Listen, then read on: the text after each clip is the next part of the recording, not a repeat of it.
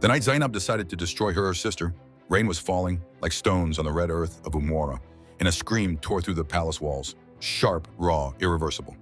Long before anyone knew how it would end, blood and secrets had already chosen their victim. They were born minutes apart, but from the day they learned how the world worked, it was clear fate had split them unevenly. Their father, Eze Danjuma, was a respected farmer with quiet influence. Their mother, Hawa, carried herself with the calm dignity of a woman who had endured too much to be soft. When the twins arrived, the village celebrated. Twin girls were rare. Twin girls who survived infancy were blessings. They named them Zainab and Lola. Zainab came first, small, silent, eyes wide and alert, like she was already calculating the world. Lola followed, crying loudly, her skin smooth, her features so striking that the midwife paused and whispered prayers under her breath. From childhood, the difference grew sharper with every passing year. Zainab spoke early, asked questions adults avoided, remembered everything. Numbers bent easily in her hands. Words came to her like weapons, precise, controlled, sharp. But when people looked at her, they looked past her. Lola, on the other hand, didn't need to speak. Doors opened for her without effort.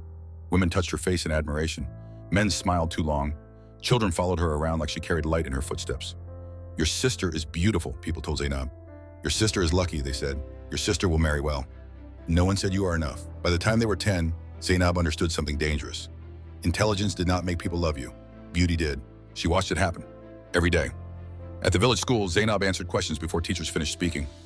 Lola struggled, her brows furrowed, her lips trembling when she forgot answers. But when school closed and people gathered outside, it was Lola they surrounded. Zainab carried books. Lola carried admiration. At night, Zainab would lie awake, listening to Lola breathe softly beside her, hatred and love twisting together in her chest like thorns. Their mother noticed first. One evening, after Lola had fallen asleep, Hawa sat beside Zainab on the mat and touched her hair gently. You're angry, she said. Zainab didn't deny it. They see her, Zainab whispered. They never see me. Hawa sighed. The world is blind to many things. Don't let it make you cruel. Zainab nodded, but something had already hardened inside her. Years passed. The girls grew into women. Lola grew breathtaking. Not just beautiful, disarming. Her smile softened arguments. Her presence changed rooms. She didn't try. She didn't need to. Zainab grew sharp, controlled, observant. She learned silence the way others learned prayer. Then the storm hit Umwara. Rain swallowed farms. Roofs collapsed. Hunger followed. While elders argued, Zainab stepped forward. She calculated food sharing, organized shelters, directed men twice her age without raising her voice. For the first time, the village spoke her name with respect. And for the first time, Lola watched from the shadows. That was when envy changed direction. When Oba Adekunle, Crown Prince of Irimo Kingdom, returned from the city, the balance shattered completely. He saw Lola at the market, and the story everyone tells begins with love. But the truth is, it began with resentment. Adekunle asked about Lola that same day. The guards spoke of her beauty, her family, and her sister. The other one, and they said, the smart one. When Adekunle finally stepped into Danjuma's compound, fate tightened its grip. Zainab greeted him first, and in that moment, quiet, unnoticed by everyone but her, Zainab realized something terrifying. The prince didn't just admire intelligence, he respected it. And respect, she knew, could grow into something far more dangerous than beauty ever could. That night, as Lola laughed in the next room, Zainab stared into the dark and made a promise she would later deny ever making. If the world only gives you one seat at the table, she thought, you remove whoever is sitting in it. And somewhere far away, consequences were already waking up. Prince Adekunle did not mean to stay long in Umwara. He told himself it was just a courtesy visit, his father's way of reminding the villagers that the crown still watched over them. But the first night he spent in the compound of Eze Danjuma, he slept badly. His dreams were crowded with faces, voices, laughter, and one pair of eyes that refused to leave him alone. Zainab's eyes. They were not soft like Lola's. They did not beg for attention, they measured. At breakfast the next morning, Lola served him water, smiling gently, her presence calming, familiar, easy to admire. Adekunle smiled back. Anyone would. But when he turned to ask a question about the village, it was Zainab who answered. Clear, thoughtful, precise. The storm exposed more than weak roofs, she said. It exposed poor planning. Adekunle paused, cup halfway to his lips. No one spoke to princes like that. You think planning failed? He asked.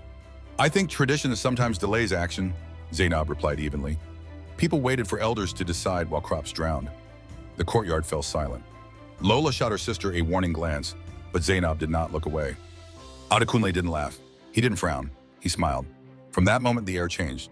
He asked Zainab questions constantly about farming cycles, trade routes, why Umwara suffered the same flood every decade and never prepared.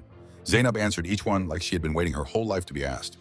Lola noticed. She noticed the way the prince leaned forward when Zainab spoke, the way his eyes followed her even when Lola moved, the way praise, once showered freely on her beauty, now shared space with something else. Respect, it unsettled her. When Adekunle asked Lola to walk with him later that day, she accepted quickly, her heart fluttering. The village watched them go, whispering, already planning a royal wedding in their minds. "You're very quiet," Adekunle said as they walked. "I'm just shy," Lola replied softly. He nodded, but something felt missing.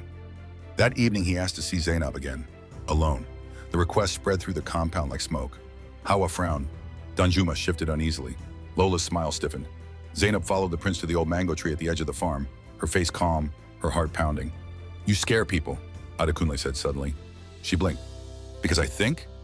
"Because you don't pretend," he replied. "People don't know how to handle that." She hesitated.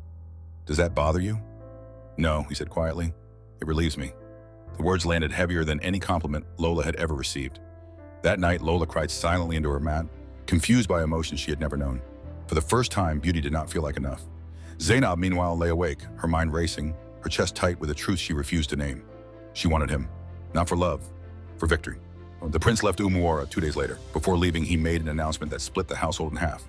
"My father is forming an advisory council for rural development," Adekunle said. "Zainab, I want you to come to the palace and study under our scholars." The words echoed. Lola's world tilted. Zainab bowed, hiding the tremor in her hands. "I will not disappoint you," she said, and she meant it. At the palace in Aremo Kingdom, Zainab flourished. She devoured books, outpaced tutors, corrected senior scholars without apology. The king praised her openly. "She thinks like a general," Oba Akinwale said once, "not like a girl from a village." The praise fed something dark and intoxicating. Adekunle watched her closely. He told himself admiration was harmless, necessary. But the more time they spent together, the more Lola faded into memory, replaced by arguments that stretched into laughter, debates that turned intimate. Back in Umuara, Lola waited. Letters came at first, then fewer, then none. When Adekunle finally returned, he did not come alone. Zainab walked beside him. The village gasped. Lola felt the ground slip beneath her feet. That night, Adekunle visited Lola privately. "I want to marry you," he said. Relief flooded her so hard she almost collapsed. But across the compound, Zainab listened from the shadows, her nails digging into her palms, her chest burning with something far uglier than jealousy. "I gave him my mind," she thought. And she gets his hand. That was the night Zainab understood something clearly. Intelligence could open doors. But power, real power, came from removing obstacles. And Lola was standing in the way. By morning, Zainab had already decided what she was willing to sacrifice. Even blood. The engagement announcement echoed through Umuara like thunder. Women ululated. Men clapped Prince Adekunle on the back. Elders nodded with approval. Lola stood beside her mother, smiling politely, her heart pounding with disbelief and joy. She had always known this was how her life would go. Noticed, chosen, loved. But when her eyes met Zainab's across the courtyard, the joy cracked. Zainab was smiling too calmly, too knowingly. That night, Lola couldn't sleep. She sat up on her mat, watching Zainab's back rise and fall in the darkness. "Are you angry?" Lola finally asked. Zainab turned slowly. "Why would I be?" "I know you and the prince are close," Lola said carefully. Zainab's smile widened just a little. "Closeness doesn't mean entitlement." The words sounded rehearsed. Lola nodded, though unease crawled under her skin. Preparations for the wedding began immediately. Adekunle returned to the palace to consult his parents, leaving Lola behind with promises and gifts. Zainab stayed. That was the first mistake no one noticed. Zainab's position at the palace deepened. She sat in councils. She advised on land disputes. She was praised publicly, feared quietly. The queen, Olori Morenike, watched her with a narrowed gaze. "She's clever," the queen said once to her son. "Too clever." Adekunle laughed it off. "She's loyal," he replied, "and loyalty matters." But loyalty, Zainab knew, was only useful until power was secured.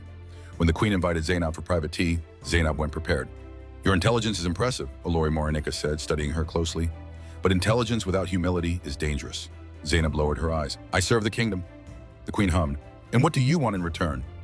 Zainab paused just long enough. "To be useful." The queen smiled thinly. She had ruled too long not to hear ambition when it breathed. Days later, Zainab left the palace quietly. She didn't return to Umuara immediately.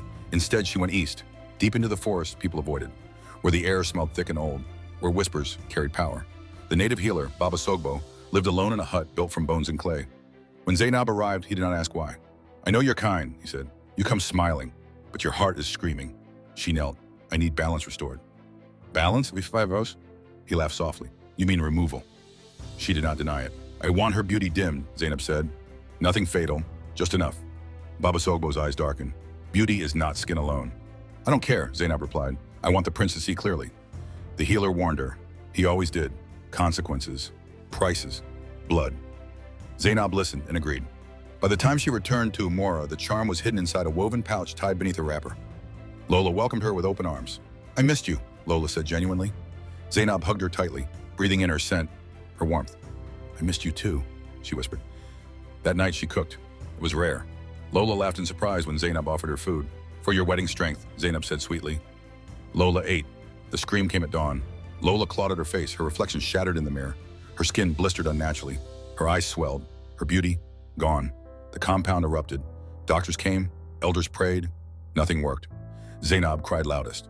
When Adekunle arrived and saw Lola hiding her face, refusing to be seen, something in him broke. I still want to marry you, he said, desperately, but the palace laws were cruel. A future queen could not be disfigured. The elders spoke quietly. The queen remained silent. Zainab watched it all, her heart racing, not with guilt, but frustration, because love had survived ugliness. So she went back to Baba Sogbo. This time, she said, voice shaking, take her side. The healer stared at her long and hard. You will not like who you become. Zainab's jaw tightened. I already don't. The second charm worked faster. By nightfall, Lola was blind. Adekunle fell apart. The palace decided he would marry Zainab instead. The wedding was hurried, tense, uneasy. Lola stood nearby, smiling bravely, congratulating them with a voice that broke between words. I just want you happy, she said. Zainab smiled back, victorious. But power built on blood does not rest. It waits. And the storm had not finished choosing its victims.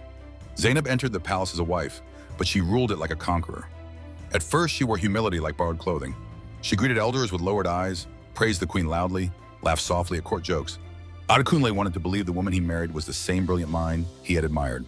Focused, disciplined, loyal. But power has a way of loosening masks. Within weeks, servants whispered. Zainab questioned palace customs openly. She dismissed old advisors. She interrupted the king mid-sentence during council meetings and corrected him publicly. Adekunle tried to caution her. You don't need to fight everyone, he said one night. They fear me because I'm right, Zainab replied flatly. The queen's patience thinned. She doesn't know restraint, Olori Morenike told the king. She thinks intelligence is authority. Meanwhile, Lola lived in quiet darkness. The palace provided for her, but isolation pressed heavily on her spirit. She learned to move by memory, by sound, by prayer. Some nights she cried, other nights she whispered forgiveness into the dark, though she didn't fully understand what she was forgiving. One evening, Adekunle visited her alone. I failed you, he said, voice breaking. Lola smiled faintly. You did what you could. Her calm unsettled him more than anger would have. Back at the palace, Zainab sensed the shift. Adekunle avoided her touch. The king grew distant. The queen no longer pretended warmth. And then the decree came. Zainab will return to her family home, the king announced, until further notice. It was exile disguised as mercy. Zainab exploded. After all she had sacrificed, after blood, charms, lies, this was how it ended. That night she returned to the forest one last time. But Baba Sogbo refused her. You've crossed too many lines, he said. The debt is no longer negotiable. So Zainab found another, a darker one. This healer asked no questions, gave no warnings, only power. At dawn, as Zainab called Lola's name outside the palace walls, lightning split the sky. The strike was immediate, final. Zainab fell, lifeless. Her accomplice fled, tripped, and confessed everything before the king. The truth spread like fire. Lola's sight returned, her beauty returned. But the silence left behind by Zainab's death never did. Adekunle wept for the woman he thought he knew, for the sister who chose darkness, for the life he nearly destroyed chasing brilliance instead of goodness. Zainab's parents refused to mourn her publicly. She chose her path, her father said. Lola prayed for her anyway. Years later, when Lola became queen, not because of beauty, but because of grace, she built schools, fed villages, and ruled gently. But every time thunder rolled across Umora, she closed her eyes. Remembering the sister who wanted the world so badly, she burned herself trying to hold it. If this story held you, shook you, or made you pause, subscribe, like, share. More stories are coming, and they don't get lighter from here.